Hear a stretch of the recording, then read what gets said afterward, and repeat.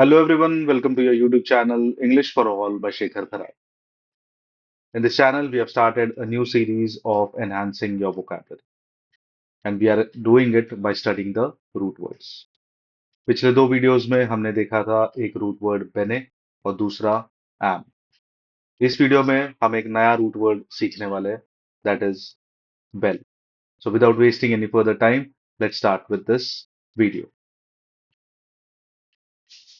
तो आज का जो वर्ड है that is nothing but bell. As you can see on your screen, it is bell.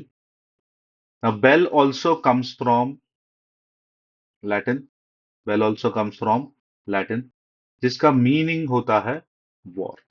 ठीक है ना. तो इस रूट वर्ड से बहुत सारे वर्ड्स आते हैं. So anything that is related to war और we can say conflict. Anything that is related to war, conflict, dispute, etcetera. मतलब बेल जहां पर भी आएगा आपको पता होना चाहिए कि ये this will be related to war, conflict, dispute और something that is related to aggression. ठीक है ना. तो एक एक करके वर्ड्स देखते हैं फिर आपको समझ में आ जाएगा. So first word for the day is antebellum. The first word for the day is antebellum. As you can see antebellum का मतलब क्या होता है. If you see the etymology कि कैसे कि कैसे ये वर्ड्स बना है दो वर्ड से. That is anti. Anti means ante means before. Ante means before and bellum. Bellum means war. ठीक है. So it is like ante means before, so it is something like before war. ठीक है. अब इसका core meaning क्या है. इसका core meaning is period existing before a war. So antebellum मतलब वो सारा पीरियड, वो सारा टाइम जो वॉर से पहले होता है. That is called as antebellum war. Specially this is taken from the American civil war. ठीक है ना. It is specially taken from the American civil war. अब एग्जाम्पल सेंटेंसेस देखते हैं इसके कि the antebellum South was characterised by plantation economies. The antebellum South मतलब war से पहले वाला साउथ. एंटीबेलम साउथ मतलब यहां पर इसका मतलब क्या हो रहा है. South before the war. South before the war. ठीक है ना. सो इसका एंटीबेलम का ये मतलब हो रहा है यहाँ पर. So the antebellum South was characterised by plantation economies. मतलब वॉर से पहले वाला जो साउथ था that was characterised by plantation economies. Second वाला देखते हैं.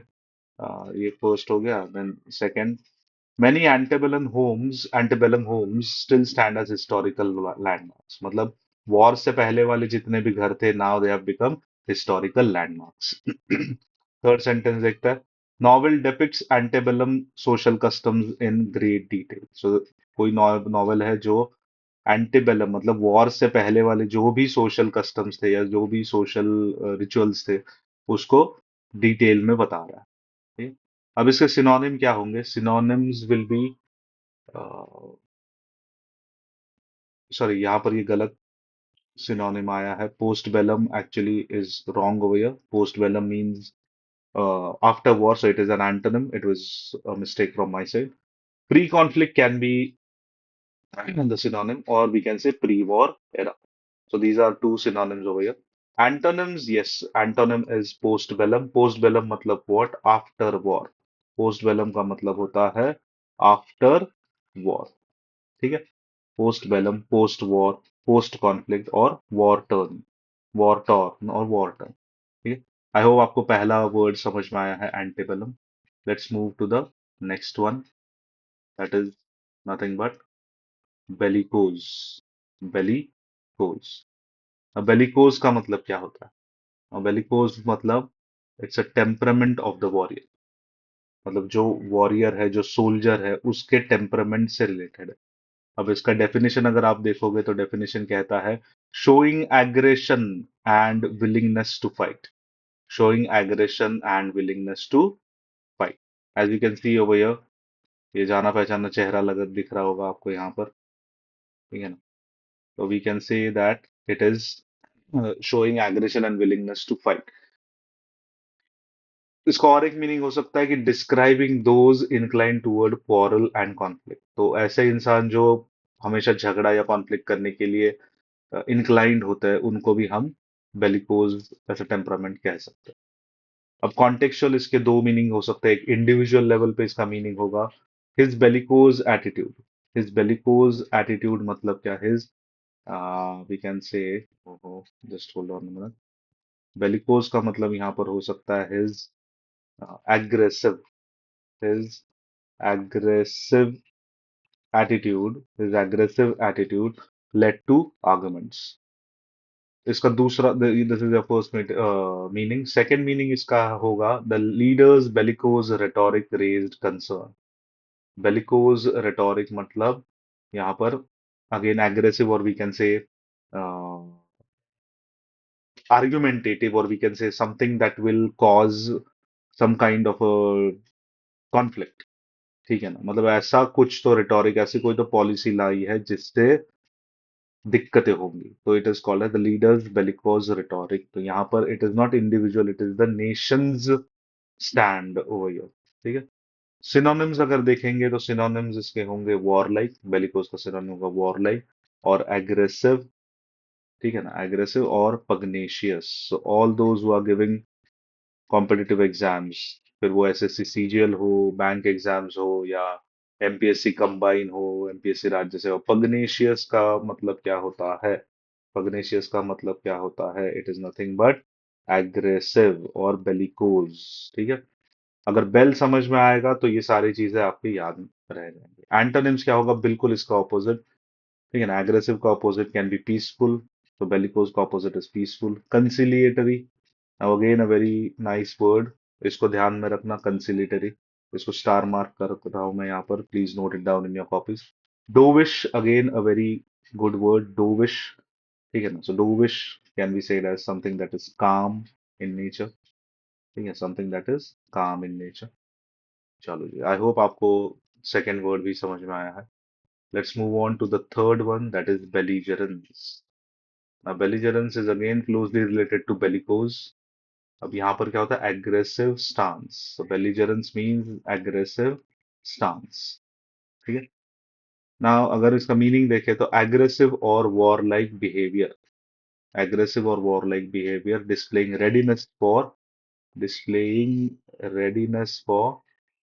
Conflict, displaying readiness for conflict. ठीक है।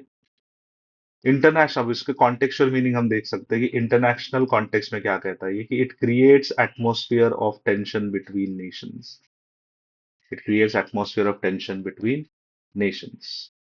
So belligerence, like say, like we can say the US's belligerence, or the US's belligerent tariff policy is creating an atmosphere of tension। ठीक है। Personal interactions में भी इसको यूज किया जा सकता है, जैसे it makes civil discourse difficult और इम्पॉसिबल।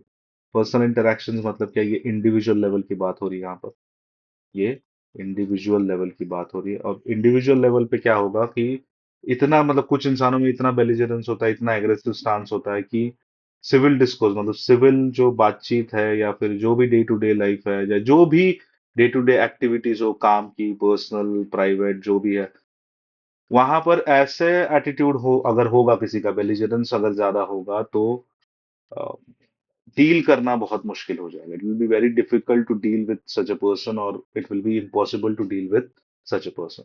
ठीक है। तो पर्सनल लेवल पे ये इसका मीनिंग है। So this was our second meaning, and this was our first meaning, that was in international context. Synonym अगर देखोगे तो वापस से वही सिनोनिम है, एग्रेशन, होस्टिलिटी और एंटेगोनिज्म। अगर एंटोनिम्स देखेंगे तो पीसफुलनेस, एमिटी, जो हमने पिछले वीडियो में भी देखा था। जिन्होंने वीडियोस देखे नहीं है, please go and watch the previous videos, we have covered amity. Amity comes from am. ठीक है ना? एमिटी जो है, एमिटी ये जो शब्द है, it comes from the word, root word am. और एम का मतलब क्या होता है? एम का मतलब होता है गुड या वेल। ठीक है। तो हमने ये पिछले वीडियो में देखा था। All those who have not watch the video, just go and watch it, it will be very beneficial for you। Let's move ahead. So belligerence आपको समझ में आया होगा. Let's move to the next word, and that is nothing but rebel. Now rebel again has bell in it. अब rebel का मतलब क्या होता है जब ये नाउन की तरह काम करता है, ठीक है ना. whenever it acts as a noun, so whenever it acts as a noun, it means a person who rises in opposition against established authority. जब नाउन की तरह काम करेगा तो it means there is a person, मतलब कोई एक इंसान है जो किसी के खिलाफ है. वो किसी अथॉरिटी के खिलाफ हो सकता है, किसी इंसान के, किसी इंस्टीट्यूट, किसी ऑर्गेनाइजेशन के खिलाफ अगर कोई खड़ा होकर कुछ बोल रहा है तो we say it as a rebel. और we say such a person as what, we say such a person as rebel. ठीक है. इसके सिनोनिम्स होंगे और इसका मीनिंग वी कैन से, और इसके सिनोनिम्स होंगे इंसर्जेंट, रेवोल्यूशनरी एंड डिसिडेंट. ठीक है ना. डिसिडेंट ये पिछले एग्जाम में पूछा गया था. ठीक है. So MPSC वालों and SSC CGL, dissident was asked in both the exams in previous years. So mark this, star mark this. अब इसके हाँ, अब as a noun it acts, it is we attribute it to a person. As a verb, when it acts as a verb, ठीक है ना, acts as a when it acts as a verb, it means to refuse obedience, मतलब मना करना, obey नहीं करना, और rise in resistance. तो verb की तरह जब काम करता है तो it acts as a resistance, कि नहीं करेंगे. तो इसका मीनिंग क्या होंगे, इसके सिनोनिम क्या होंगे. एक होगा रिवोल्ट, एक होगा रिवोल्ट, दूसरा होगा इसका meaning defy, and third will be resist. ठीक है. So we have three. So ध्यान में रखना, rebel can be used as a noun as well as a verb. जब आसान तरीके में कैसे इसको याद रखना है कि नाउन की तरह काम करेगा तो किसी इंसान को रिलेट करेगा. ठीक है ना, किसी एक या किसी बहुत सारे लोगों को रिबेल रिबेल जैसे हो जाएगा. जब ये वर्ब की तरह काम करेगा then it is more like a revolt, और मोर लाइक अ रेजिस्टेंस, और more like refusing to obey. ठीक है ना. So as a verb it means refusing to obey. Oh, just hold on a minute.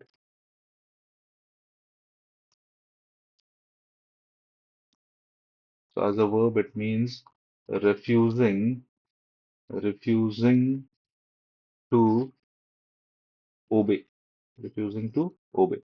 ठीक है. अब ये हो गए इसके synonyms, revolt, defy and desist. इसके अगर opposites देखेंगे, that is antonyms, तो loyalist is one of them. Supporter of something, ठीक है ना. Opposer can be called as a rebel.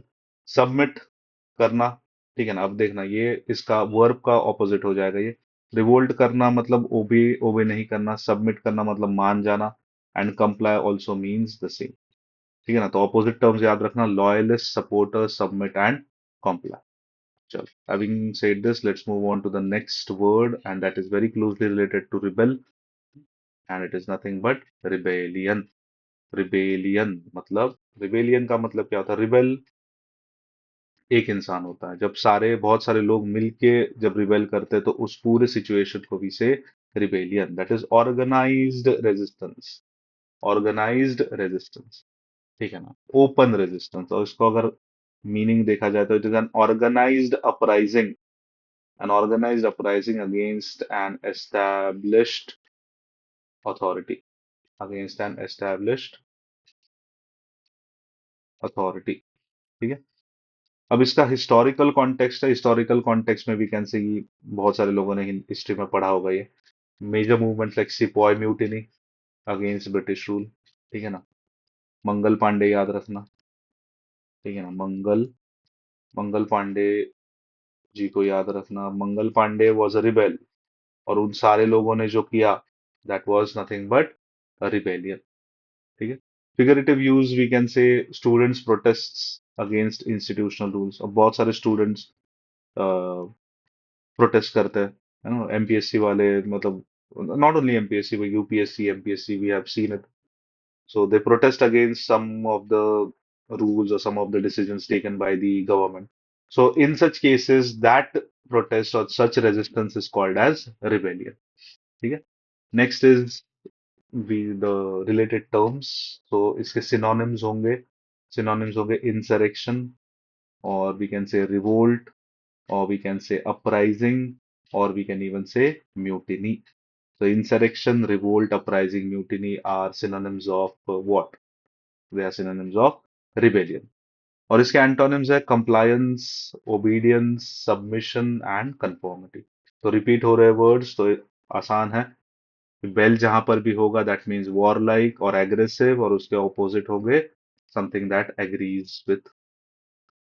Next word is belligerent. ना बेलिजरेंट मतलब someone who is ready for battle. Someone who is ready for battle. ठीक है, ऐसे याद रखना. अब बेल आ गया है तो has to be aggressive. So something that is hostile and aggressive, or something that is ready to fight, or shows readiness to fight, is called as belligerent. Personal context में अगर देखा जाए तो इसको कहेंगे it often describes argumentative individual behaviour. Argumentative individual behaviour मतलब क्या? जो बहुत ही आर्ग्यू करता है, बहुत ही झगड़े के ही मूड में रहता है हमेशा, ऐसे लोगों को हम कहेंगे कि he is very belligerent. He is very belligerent. International relations में we can say describes nations adopting hostile positions. ठीक है. Now it is very closely related to belligerence, bellicose and bellum. ठीक है. It is very closely related to belligerence, bellicose and bellum. तो आज के video में हमने देखा कि belligerent देखा है, तो all the rebellion देखा है, rebel देखा है, belligerence देखा है, and bellicose देखा है, and antebellum. So all the words were related to, or were coming up, stemming up from the root word bell, जिसका मतलब होता है वॉर, कॉन्फ्लिक्ट या डिस्प्यूट. आई होप आपको ये वीडियो पसंद आया होगा. अगर आया है पसंद तो please like, share and subscribe. Until next time, have a nice time.